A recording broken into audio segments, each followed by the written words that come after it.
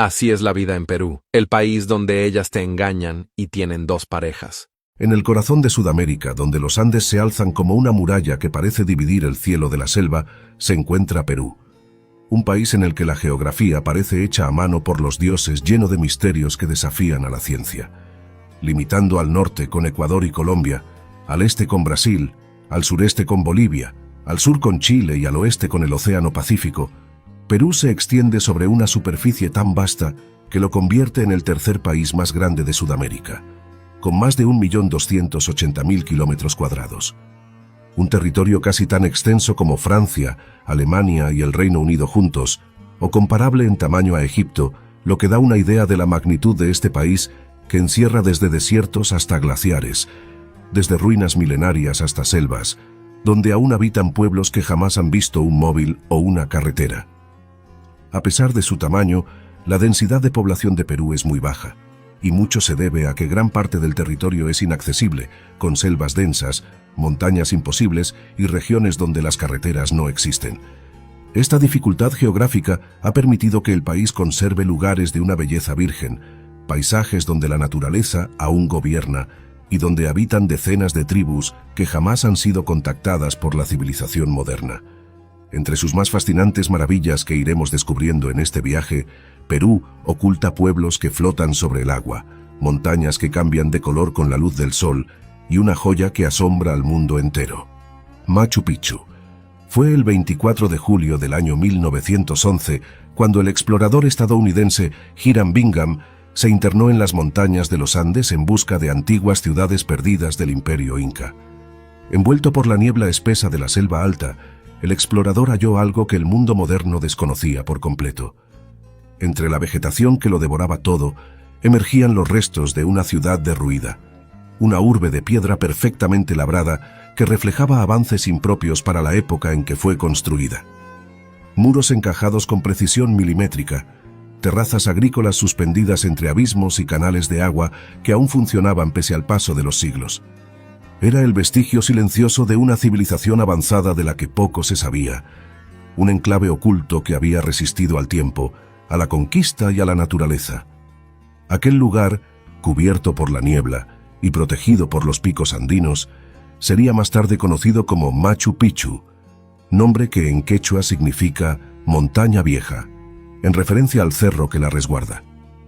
Lo que Hiram Bingham encontró aquel día cambiaría para siempre la historia de Perú y del mundo.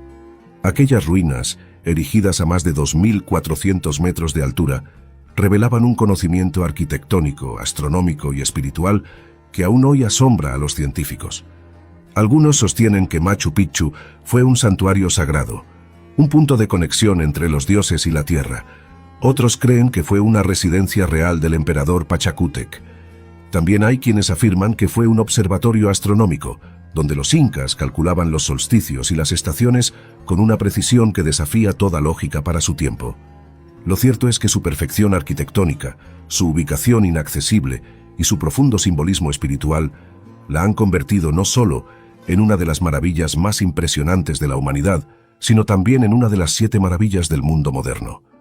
Un reconocimiento que refuerza su condición de símbolo eterno de la grandeza del antiguo imperio inca y de la conexión que este pueblo mantenía entre la tierra, los astros y sus dioses. Con el hallazgo de Machu Picchu, también se reveló una red de caminos tan extensa que parecía imposible que una civilización sin ruedas ni hierro la hubiera construido. Era el Capac Ñan, o Camino Real de los Incas, un sistema vial de más de 30.000 kilómetros que unía los rincones más remotos del imperio.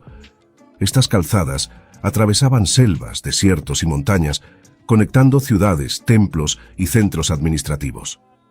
En algunos tramos, los caminos estaban sostenidos por muros de piedra tallada con precisión milimétrica. En otros, se elevaban sobre precipicios mediante puentes colgantes de fibra vegetal, renovados año tras año por las comunidades andinas. Los cronistas españoles quedaron asombrados ante semejante obra de ingeniería. Compararon estas rutas con las calzadas romanas, pero incluso ellos admitieron que los caminos del Tahuantinsuyo, el imperio inca, llegaban a lugares donde ni siquiera las legiones europeas se habrían atrevido a avanzar, e indicando que eran incluso mayores en longitud que las del antiguo imperio romano. mucho tiene que ver con que el Imperio Inca fue, sin duda, la civilización más poderosa y organizada de toda América precolombina. En su apogeo, abarcaba territorios que hoy pertenecen a Perú, Ecuador, Bolivia, Chile, Argentina y Colombia, extendiéndose a lo largo de más de 4.000 kilómetros de cordillera andina. De hecho, desde la capital, Cusco, conocida en la antigüedad como el ombligo del mundo, los incas administraban su vasto imperio con una organización comparable a la de Roma, llamada por los europeos Caput Mundi, la capital del mundo. Desde allí se dirigía un sistema donde el tiempo, el trabajo y los recursos se medían con una precisión sorprendente. Aunque no utilizaban moneda, habían desarrollado una economía basada en la reciprocidad y la redistribución, un modelo tan eficiente que garantizaba que nadie pasara hambre, ya que el Estado se encargaba de proveer alimento, abrigo y protección a su pueblo. Para los incas, el orden del mundo se basaba en 3 principios: ama sua, ama yuya, ama aquella, no robes, no mientas, no seas perezoso. Bajo estas normas, levantaron templos, terrazas agrícolas y fortalezas imposibles, como Sacsayhuamán, situada en las alturas que rodean la antigua capital imperial de Cusco. Allí, enormes bloques de piedra de varias toneladas encajan con una precisión milimétrica, sin el uso de argamasa ni herramientas de metal. La perfección de sus muros, su disposición en forma de relámpago y las leyendas que la rodean han hecho de Sacsayhuamán uno de los mayores enigmas de la ingeniería antigua, comparable en misterio a las pirámides de Egipto o a los templos de Angkor. Puede que algunas de estas antiguas rutas de los incas fueran transitadas por tribus que aún hoy conservan costumbres ancestrales, pueblos que poco a poco iremos conociendo en este viaje, y que el tiempo parece haber olvidado entre las selvas del Amazonas hasta el punto de no haber sido contactadas. Entre estas tribus, la de los Awajún es una de las más fascinantes del país. Los Awajún, conocidos también como aguarunas, habitan en la selva norte del Perú, cerca de la frontera con Ecuador. Fueron contactados por primera vez en la década de los 60 del siglo XX, aunque hasta el día de hoy muchos de sus poblados permanecen aislados, aferrados a su lengua, sus mitos y su forma de vida. Dentro de sus tradiciones, destaca una práctica tan curiosa como extrema. Algunos hombres se aplican pequeñas dosis de veneno de rana en la piel para volverse más fuertes y resistentes. Creen que este ritual, además de purificar el cuerpo, les da valor y energía para cazar y enfrentar los desafíos de la selva. Otra de sus costumbres más impactantes tiene lugar durante la Navidad, una festividad introducida tras la colonización española y adoptada con el paso del tiempo por algunas comunidades awajún ya contactadas hace varias decenas de años.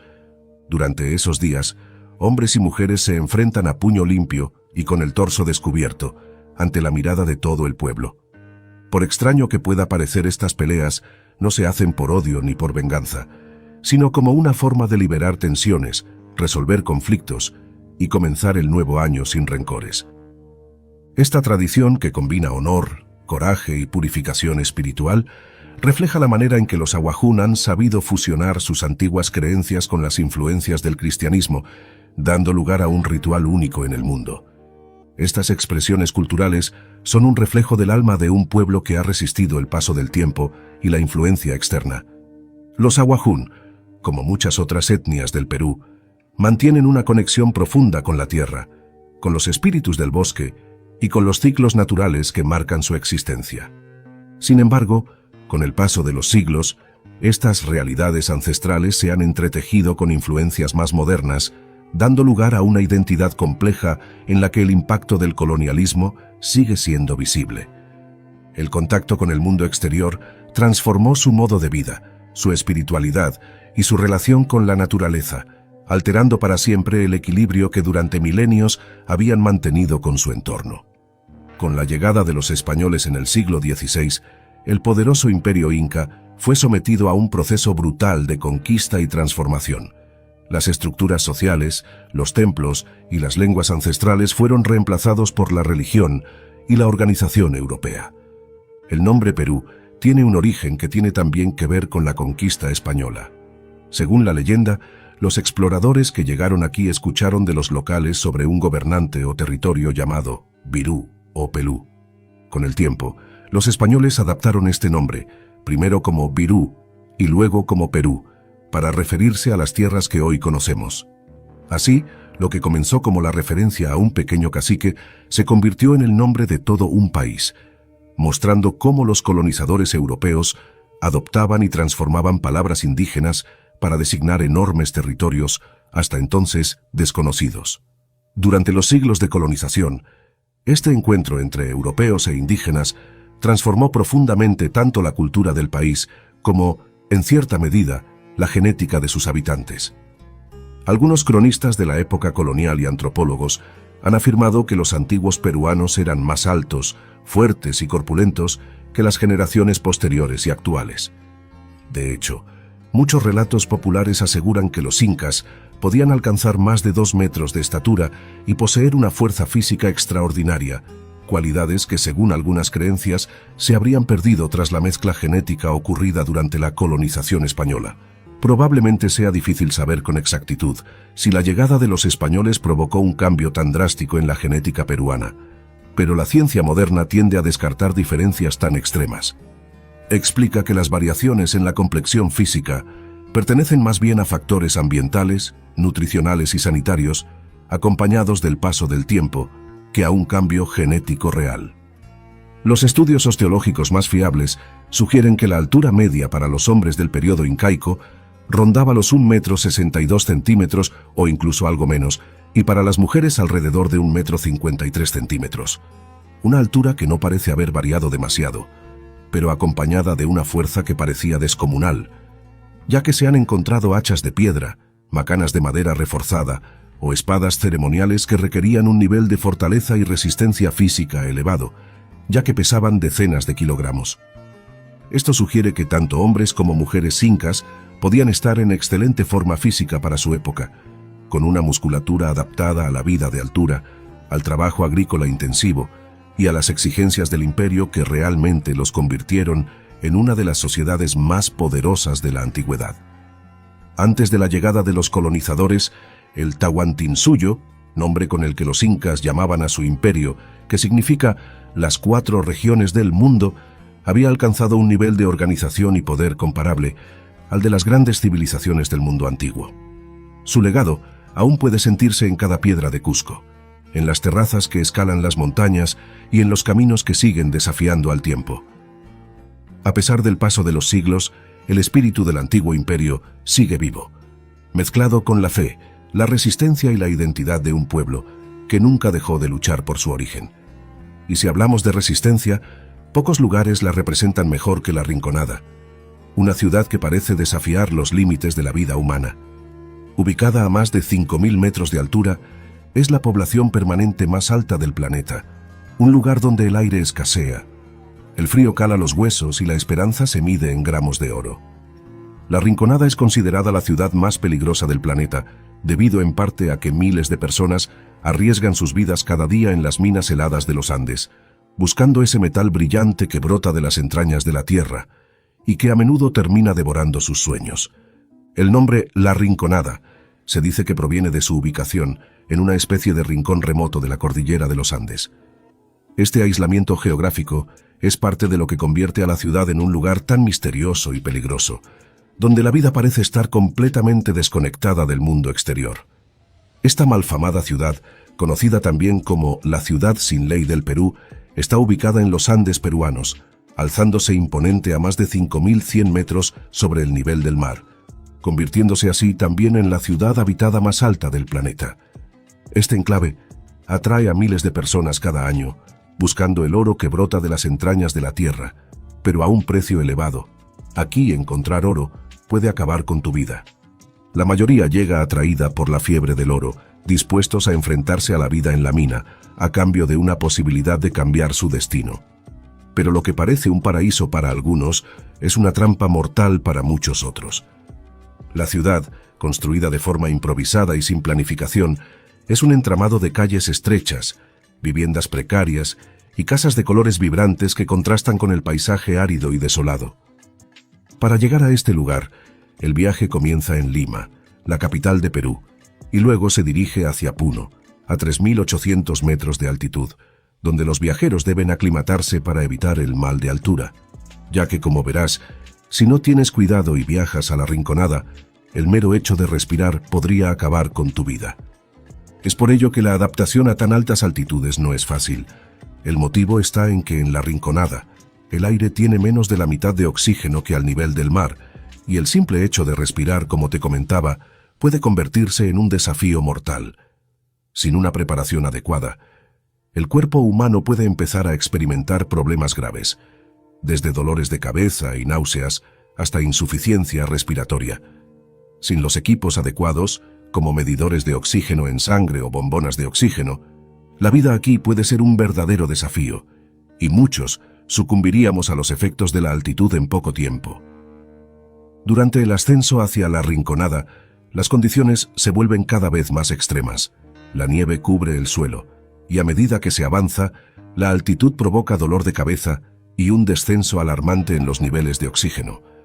Un dato muy importante que todo visitante debería conocer es que si los niveles de oxígeno en sangre caen por debajo del 85%, el riesgo de sufrir un paro respiratorio o daño cerebral aumenta significativamente. Esta cifra es crucial para la supervivencia, ya que cualquier descenso por debajo de ese umbral pone en peligro la vida de cualquier persona, incluso de aquellos que ya han vivido en altitudes elevadas por años.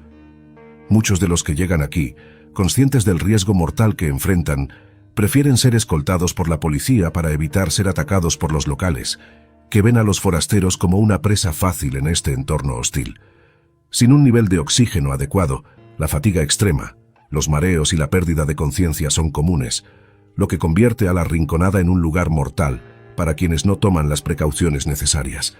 Los habitantes locales, que ya están acostumbrados a estas condiciones extremas, tienen métodos tradicionales para contrarrestar los efectos del mal de altura. Podrías con ello pensar que los residentes a largo plazo de la Rinconada están a salvo, pero esto tampoco es así, ya que, a medida que las personas se adaptan a la falta de oxígeno, su cuerpo tiende a producir más glóbulos rojos para compensar la baja cantidad de oxígeno en el aire.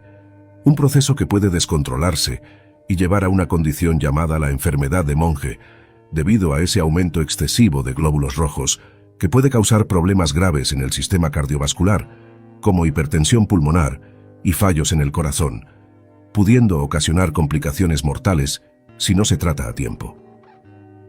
Es por ello que aquí, tanto los que llegan como los que residen viven con un peligro constante acechando sobre ellos, como si caminaran sobre un terreno minado.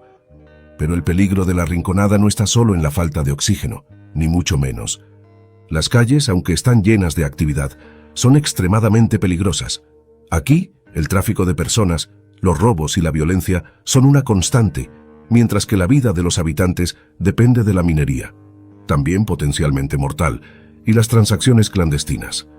La Rinconada está sumida por todo esto en una atmósfera de incertidumbre, marcada por el comercio del oro, pero también por los oscuros secretos que se ocultan entre las sombras. En las minas de la Rinconada, los trabajadores arriesgan sus vidas sin garantías de éxito. Algunos pasan más de un mes sin recibir paga, con la esperanza de que su último día de trabajo sea el día en el que puedan quedarse con lo que encuentren, debido al sistema conocido como el cachorreo. Este sistema de trabajo es uno de los aspectos más controvertidos de la vida en esta ciudad. Los mineros, que llegan con la esperanza de cambiar su destino, muchas veces para ser aceptados, deben trabajar entre 20 y 30 días sin recibir ninguna paga. El último día de trabajo es el que define si el esfuerzo ha valido la pena, pero en muchas ocasiones no hay oro que encontrar. Algunos mineros pasan semanas cavando sin éxito y otros ni siquiera tienen la oportunidad de recoger lo que logran descubrir. El sistema, que depende totalmente de la suerte, crea una gran incertidumbre y desesperanza, alimentada por la avaricia de quienes controlan las minas. El nombre cachorreo proviene de la analogía con los cachorros que esperan, sin saber si recibirán algo a cambio. Una palabra que refleja el sufrimiento y la incertidumbre de estos mineros que se ven atrapados en un ciclo de trabajo sin recompensa. En ocasiones, los patrones aprovechan esta situación para explotar aún más a los trabajadores, ya que el sistema de cachorreo puede ser manipulado a su favor. Si no se encuentra oro, o si el patrón decide que no se puede trabajar más ese día, los mineros no reciben nada, lo que hace aún peor su situación y alimenta su desesperación. Pero además de las dificultades de adaptación, en esta ciudad de oscuridad y polvo, no existen gobiernos ni leyes que regulen las actividades. dando lugar a una realidad basada en la violencia, el miedo y la competencia sin reglas. En la Rinconada el oro es el rey, y el riesgo es el precio a pagar por acceder a él. Es por esto que, cada semana, no es inusual que en este lugar sombrío y desolado se sucedan tragedias de todo tipo. Para llegar a la ciudad más alta del planeta, es necesario recorrer una de las carreteras más peligrosas del mundo. El ascenso hacia sus más de 5.000 metros de altitud se realiza por estrechos caminos de tierra que serpentean entre montañas nevadas, precipicios sin barandillas y tramos donde una sola maniobra errónea puede significar el fin. En estos senderos, el aire se vuelve escaso, el frío penetra los huesos y el peligro se mezcla con la sensación de estar atravesando un territorio olvidado por el tiempo, levantando nubes de polvo o deslizándose sobre placas de hielo que amenazan con lanzarlos al vacío.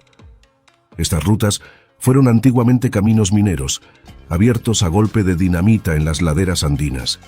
Hoy siguen siendo la única vía de acceso a la Rinconada, cruzando pasos que superan los 4.800 metros sobre el nivel del mar.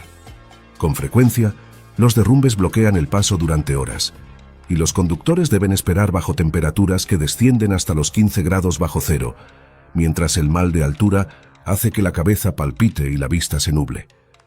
Los tramos que conectan Puno, Juliaca y Ananea con la Rinconada son considerados auténticos infiernos de asfalto y piedra. Muchos consideran a esta carretera conocida como Acceso a la Rinconada como la más peligrosa del mundo, debido a sus casi 9 kilómetros de curvas cerradas que serpentean a más de 5.000 metros de altitud, una carretera sin pavimentar de un único carril de doble sentido, donde los vehículos deben maniobrar al borde de abismos que parecen no tener fin. Los accidentes son frecuentes y los rescates casi imposibles. Muchos viajeros aseguran que basta mirar por la ventana para sentir vértigo. A un lado, el muro de roca. Al otro, un abismo de cientos de metros. En época de lluvias el barro engulle los vehículos y el hielo en las noches más frías convierte el camino en una trampa mortal. De esta forma, quien llega en coche o camión y logra llegar a la Rinconada tras horas de tensión, siente que ha sobrevivido a una prueba impuesta por la montaña, pero aún no sabe lo que le espera. Por la realidad y peligro de este lugar, una vez en la Rinconada, se dice que muchas personas realizan cultos y pactos con fuerzas oscuras. Se cree que algunos de los mineros, desesperados por obtener riquezas rápidamente, recurren a la magia negra para conseguir el ansiado oro. Estos cultos crean rituales a la luz de las velas, invocando entidades malignas a cambio de favores oscuros. Algunos mineros aseguran haber escuchado extraños susurros en las noches más oscuras, voces que provienen de las profundidades de la tierra, como si el mismo diablo estuviera guiando sus manos hacia el oro. Otros afirman haber visto figuras sombrías en las minas, una presencia que se lleva a los que se atreven a desafiar el pacto. Nadie se atreve a ir demasiado lejos en la mina sin la protección de amuletos o rezos, ya que la superstición es tan fuerte como la necesidad de encontrar oro. En la Rinconada, los cultos y prácticas oscuras no se limitan solo a los rituales con el diablo. Un culto particularmente peculiar y temido por los habitantes es el de los abuelos. Estas figuras, estatuas de aspecto sombrío y con ropas de mineros, son veneradas por los locales con la esperanza de que les otorguen protección y suerte en la mina. Se cree que los abuelos son espíritus antiguos que en algún momento estuvieron entre los trabajadores que buscaban oro en las profundidades de la tierra, y ahora su espíritu ha quedado atrapado en estas figuras de piedra. Con el tiempo, las estatuas se han convertido en símbolos de poder, y cada minero les ofrece regalos para pedir favores o agradecerles por su suerte en las minas. Estas prácticas son el reflejo de la mezcla entre la desesperación, la superstición y la búsqueda incansable de oro. Sin embargo, la figura que más miedo infunde entre los trabajadores de la Rinconada es la del tío, un ídolo de aspecto demoníaco que, según se dice, se encuentra en lo más profundo de las minas. Este ser es considerado el dueño del oro, y se cree que su espíritu se manifiesta para proteger los tesoros de los incautos que buscan riquezas sin respetar las reglas del lugar. Los mineros le ofrecen tributos, generalmente alcohol o cigarrillos, a cambio de su benevolencia. Todo esto forma parte del ciclo de la vida en la Rinconada, donde la búsqueda de oro se mezcla con las leyendas oscuras que acechan en las sombras, y la línea entre la realidad y lo sobrenatural se vuelve borrosa.